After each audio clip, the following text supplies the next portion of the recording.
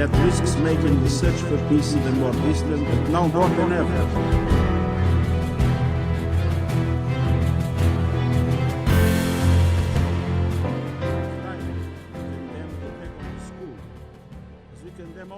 A fresh diplomatic storm has erupted at the United Nations after Russia accused the United States of blocking its participation at the Security Council. Moscow says Washington refused to issue a visa to Russian Deputy Foreign Minister Alexander Alimov, the official responsible for UN affairs, preventing him from attending a key meeting in New York. Russia's envoy to the UN, Vassily Nebenzia, publicly slammed the move, calling it a direct violation of America's obligations as host nation of the United Nations. The Russian delegation was expected, at the invitation of the Ministry of Foreign Affairs, to be represented at this meeting at the level of the Deputy Foreign Minister responsible for UN issues, Mr. Alexander Alimov. However, despite all our attempts to obtain a visa for him from the American side, it was never issued.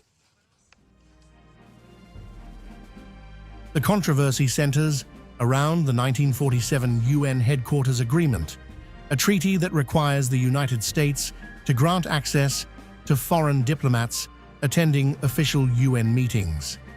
Russia now says Washington is selectively using visa access as a political tool, reigniting concerns over whether the US is weaponizing its status as host of the UN headquarters. We regard this not only as a violation by Washington of its obligations under the Headquarters Agreement of the United Nations, according to which access to the UN headquarters must be guaranteed to all official representatives of member states without exception. But Moscow did not stop there. Russia also accused the US of undermining China's presidency of the Security Council, escalating the diplomatic significance of the standoff.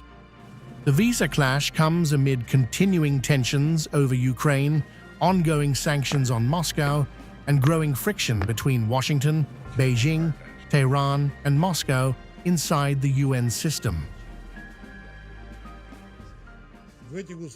But also as a blatant disregard for the presidency of China of the Security Council. Today, we are discussing the Charter of the United Nations. The United States has not yet officially responded to the allegations, but for Russia, the message is clear. Moscow is framing the visa denial not as a bureaucratic issue, but as evidence that Washington is politicizing access to the United Nations itself.